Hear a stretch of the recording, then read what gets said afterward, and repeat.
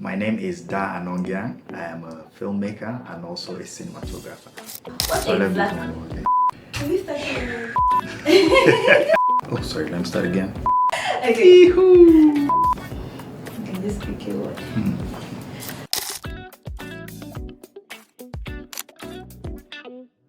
The cinematographer is in charge of crafting the images of the film, the visual look, the lighting, the framing, and also the camera angles.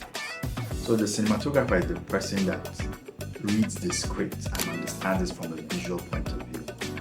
He comprehends it from the idea of imagery, what kind of pictures will suit this film, what kind of pictures will suit the story, what kind of mood, should it be bright, should it be dark, should it be warm, should it be cold, So that's what the cinematographer does basically. A cinematographer is the head of the technical department on the film set. Most of his job is brainstorming, Most of his job is imagining what the visuals should look like. He gives instructions to the camera operators, because the camera operators are more physically hands-on in terms of operating the camera. In cases where the project is large scale and you have multiple cameras, you will have multiple operators to man each of those cameras, and they will take instructions from the cinematographer. And most times we just have one cinematographer on a project and multiple camera operators depending on the scale. However, sometimes if it's on a smaller scale project, you can have one cinematographer who is also a camera operator, so he doubles on the job. So I think there's this misconception about cinematography, majorly for we the cinematographers. We feel or we tend to think that cinematography is all about expensive gear. We feel that the gear is the most important thing. We're carried away with the lights and the cameras, but actually the story. The story is the bedrock. Without a good story, you can't make a good film. You can have all the beautiful pictures, all the expensive gear, but if the story is not authentic, then cinematography doesn't work. I've had situations where I've had to adapt to the difficulty and found a unique way or a smart way around it. So on my last project, we had stretched our budget and our time.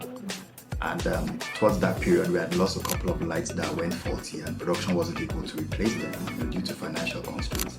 And we're shooting in this big hall that was sort of a temple-like space, and then we needed to light through the windows, and we had only 2 lamps working, And the debate was, how do we make it work?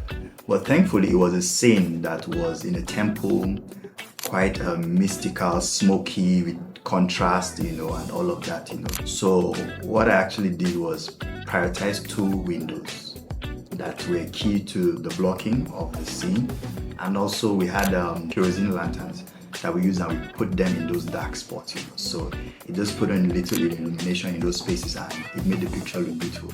And at the end of the project, that was one of the most significant scenes ever, and it was created out of sheer luck.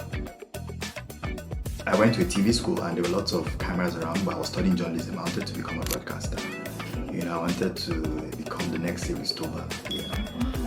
But there were production students around, and I always saw them carrying cameras. And somehow I went for internship on a film set. So this is a journalism student on a film set.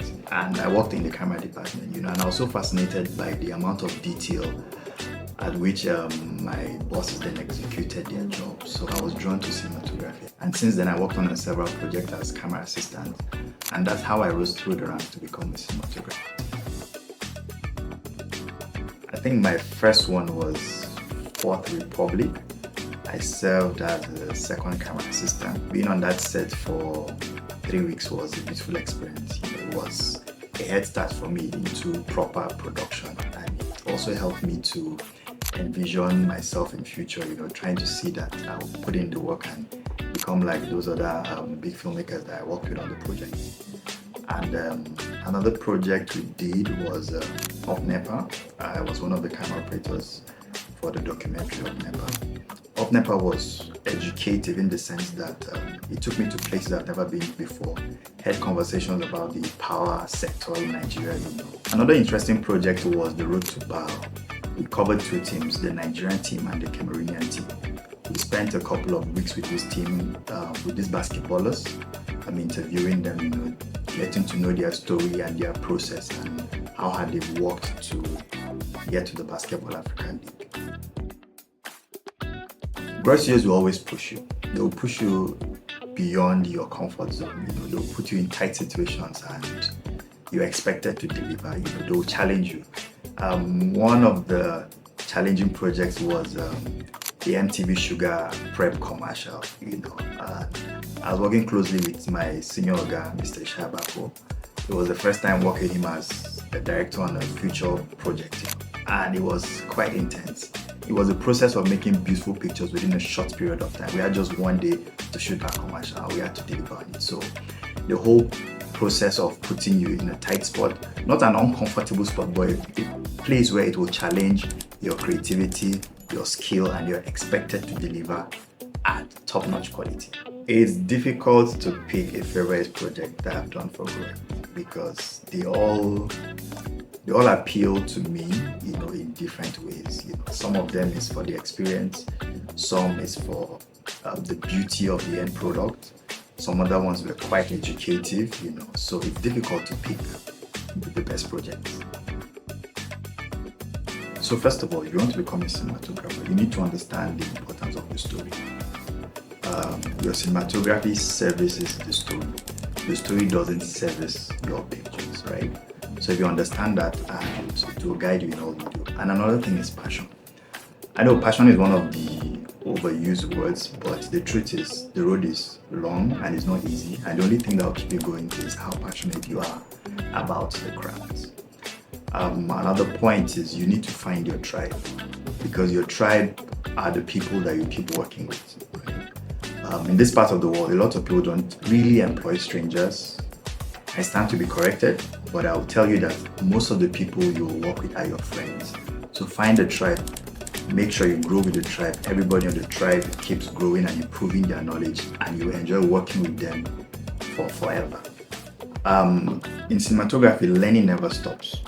We're in an age where technology is chasing us. So you need to keep learning. You need to keep learning, you need to evolve and be at the top of your game all the time. If not, at some point, if you stop learning, you become obsolete, and technology and style will move beyond you, and you will discover that you're not getting jobs anymore, you're not filming, and it's not a beautiful place to find yourself.